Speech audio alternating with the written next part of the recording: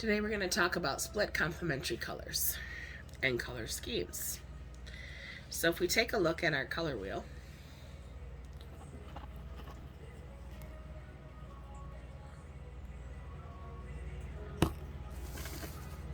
you can see that we have more than just the rainbow colors on here.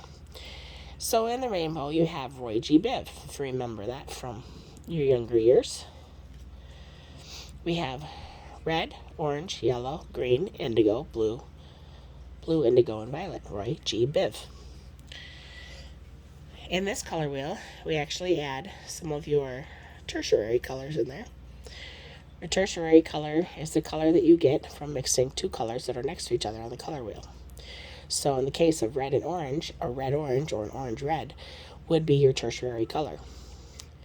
Our primary colors, as indicated by this triangle, we have red, yellow, and blue, and our secondary colors indicated by the dotted triangle, orange, green, and purple.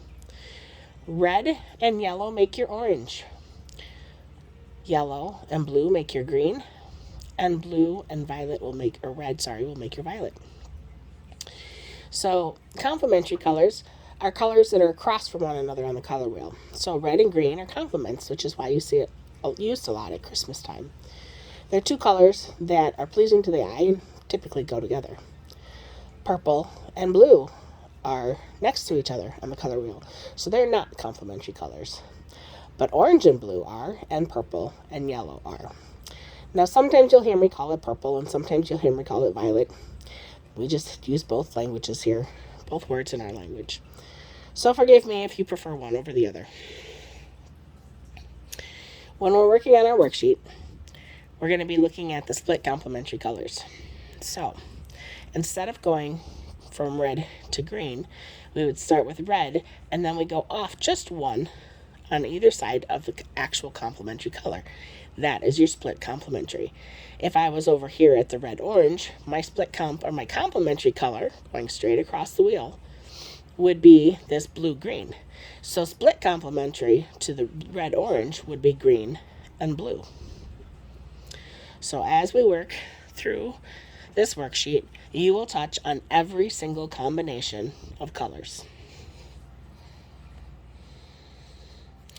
Why do we need to know this, you ask? Well, in art and design, color balance helps people understand and find interest in what you're doing. If it appeals to their favorite color or it appeals to their interest, it's something that they will like and want to purchase. And when it comes to art, we like to try to sell what we make. So for this worksheet, you're going to grab one of each of the color pencils that we have in our classroom, a pencil sharpener,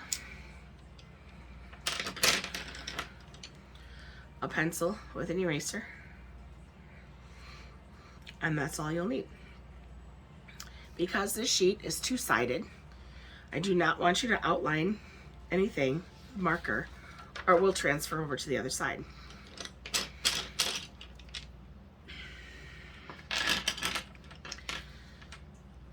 So as you can tell, the first side I already started.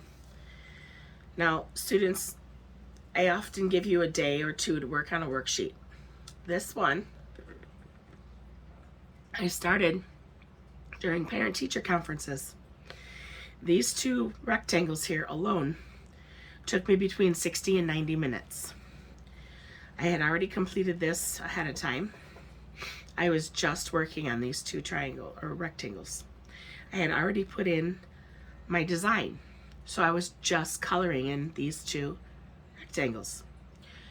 When we do things slowly and neatly and think about it and take our time, pieces look more beautiful. We want our pieces to look beautiful. We want our pieces to be looked at for a long period of time. We don't want people just to look past it because it's repulsive to them or because it gives them an unease and an unsettling. So I'll go on to continue working on this one here If you notice these over here on the side, excuse me, these letters stand for the colors. So we have yellow, orange, violet, and yellow, green. Because if I was to go here to my violet, which is this one right here, and go straight across, I would get yellow, orange, and yellow, green as my split complements. So then, as I'm creating this composition, I do want it to look like it's meant to be, and it was all one design. You see, starting up here, where I pressed down really hard with that red to get that nice dark rich red, and I slightly lightened it, lift my pressure off the end of the pencil to make it lighter. But you also notice that you don't see the white paper through. It just looks like a lighter version of the red. So you must work slowly. You must go back and forth between adding more pressure and releasing some pressure until you have a nice blended, smooth transition. You'll notice the background here, we go from this blue-green to the yellow-green. Even over here, it overlaps a little. Some of that blue-green came over to here, and some of that green-yellow went over this way. We have the yellow-green and the blue-green within this shape. Notice there's like a highlight to make it look like it has some sort of form. We are no longer just working on line and shape and value. Now that we have all three of those skills, we can go ahead and put them together and create more of the elements and principles of design. So now we're creating visual form with a two-dimensional piece. So these circles here, because of the little highlights, now look like spheres or bubbles. This shape here also has some sort of a form to it. Going down into this one, I kept the same kind of design in the background. It goes from dark on this side and it slowly gets lighter. You don't see anything here because it's behind the shape, but this side too is darker and slowly gets lighter. Think of your value scale you did. You went from dark to light and light to dark. In the middle, you can blend them. This will help you when it comes to our final project for color. We will need to be able to blend those two colors together smoothly, and you will be picking your color scheme that you're going to be using. I want to make sure that I'm using all three of these by themselves as well as a little bit together sometimes. So if you notice this shape down here, this shape actually uses all three of those combinations within here because I wanted to give it like a really dark look. And you don't always have to get a darker color by using black. So I know a lot of you think, if I want a dark yellow, I'm just going to put black in it and it's going to make it darker. Yes, but it also might make it look green. So sometimes you have to use a complementary color or a split complementary color to create a darker version of it. So if you want a tone or a shade, sometimes you don't just use white or black.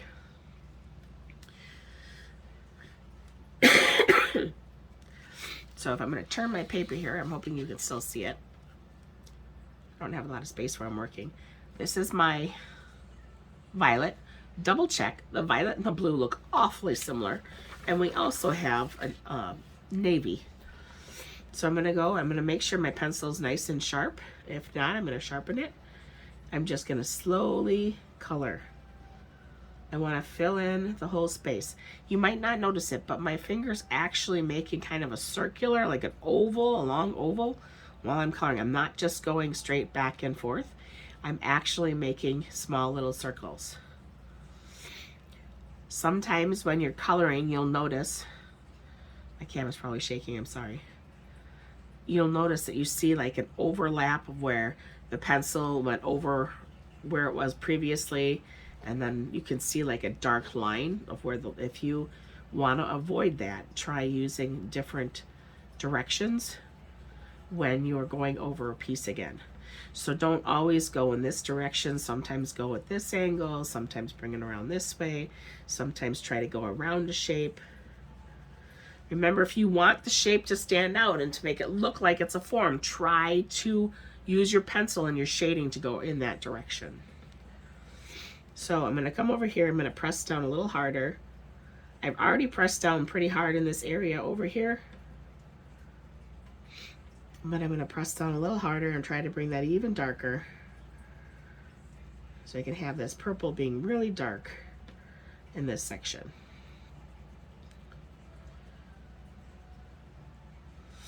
All right, and then I can lighten it up. So I'm not putting as much pressure, but I am still going over that space again because I want it to blend slowly into this lighter color. I don't want it to look like the value boxes we did with the pencils where it was a solid jump from one to another. I wanted that third box that we did where we made it blend smoothly so you couldn't really see a big jump in between the sections.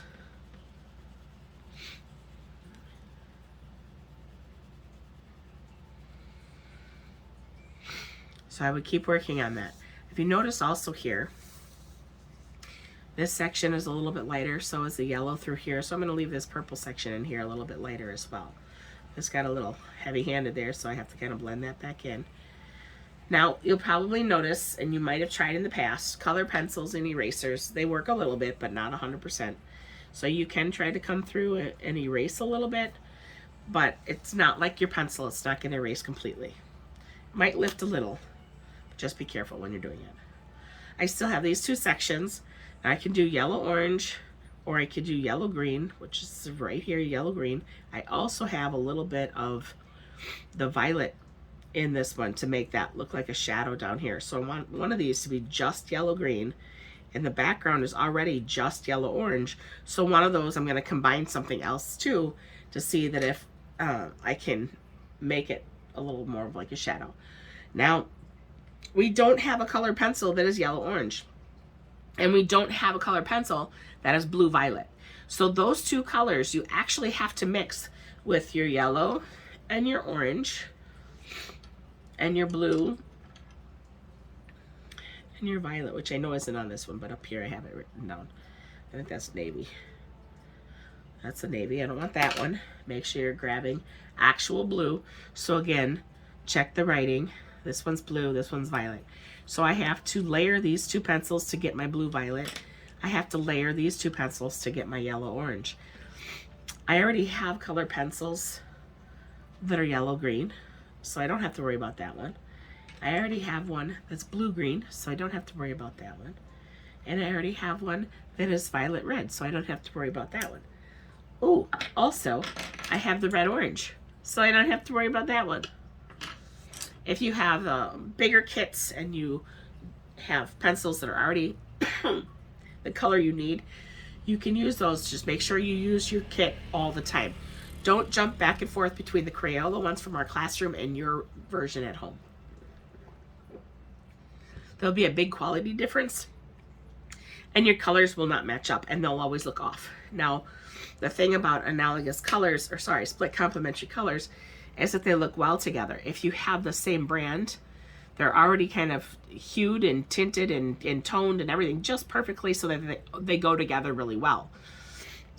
You might notice you'll find a blue in a store and the blue from one company looks different than a blue from another company. And you're like, but it's a complementary color, Mrs. Arvizo. How can it look different? Because the complementary blue, the primary blue, not complementary, I'm saying my wrong words. The primary color red, blue, and yellow aren't actually the red, blue, and yellow that we see here on our pencils. The red is more of a magenta. The yellow is pretty yellow. And the blue is kind of like a teal. A little bit more blue than green, but it's kind of that. So if you think of the ink colors, that's the true primary colors. So when you have your colored printers, that's how they can make all the beautiful pictures turn out just fine. All right, so sidetrack my squirrel moment, back to my colors here. I think I want this one here to be my yellow-orange. So I'm going to start with my yellow. It's my lighter color of the two. So when you're blending, always start with the lighter color. Notice I'm not going to go really big strokes. I always keep it small, no more than what my wrist can't handle. And again, if I want light, I'm going to hold it back here on the back of the pencil because then I can't press down very hard. All right, and then I'm going to go back over here with my orange, and I'm going to lightly color my orange in there.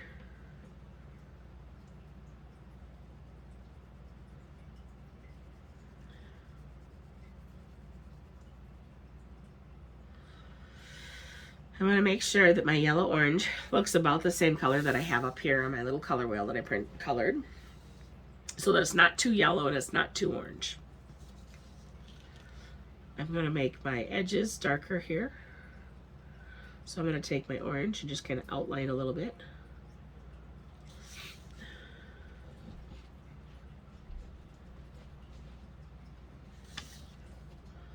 And I'll bring that in a little bit this way.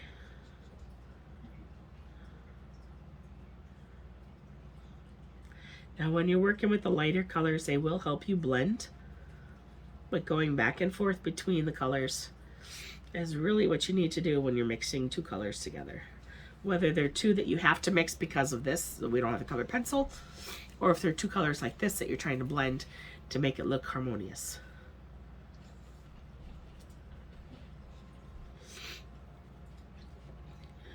Notice I switched direction. I'm not going this way anymore. Small circles, light pressure, building it up. You want that gradual change. You don't want a big jump from dark to light. Now you could use the white color pencil to help blend your colors together too, but you have to be careful with that it doesn't create a tint and distort your colors. So I'm going to suggest you don't do that for this assignment. You can try it on one side or the other if you want. Just make a note of it with your pencil, not the white color pencil, because you can't see it on white paper. With your regular pencil, that you used white in that rectangle. And so you can see what it looks like and the difference. All right.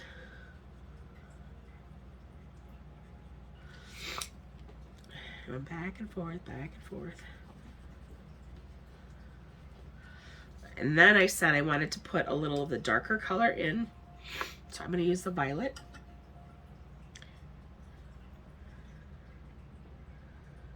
I'm going to drop it down here on this side. We're going to pretend that there's a light source like over here is coming down this way.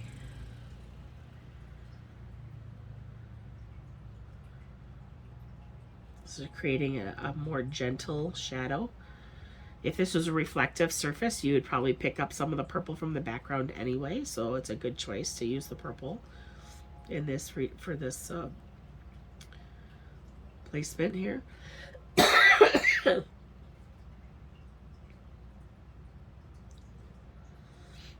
I want a little darker over here too.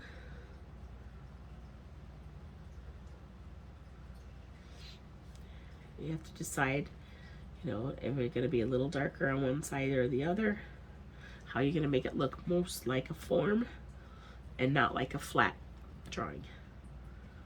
We're creating the illusion here of form. And I'm going to go back to my orange, because just like before, we have to layer and layer and layer. Very light pressure. When you start pushing down too hard with crayon or color pencils, they're wax. That's all they are, especially Crayolas here. They're wax sticks. And when you start pressing too hard, you're creating a barrier, a wax barrier. So it's very hard to mix colors when you press very hard right away. That's why I always tell you to work lightly. Light first, add the lightest layer, then the next color that's the lightest, and then the next color, go back and forth. Blend them, mix them up, and you can get some really beautiful results. Now, I have had kids in the past, Miss Sarvizu, how can I make skin color with these colors? You can use just your primary colors and make skin tones. Believe it or not, it is possible. It's just a matter of layering a lot of layers. And having a brown color pencil doesn't hurt, and the white doesn't hurt either, but you can do it. I mean, if you look at people's skin tones, they'll either be a little bit more yellow, a little bit more red, or a little bit more blue, depending on where we're from, or like how thin our skin is. You can see the veins through them and whatnot.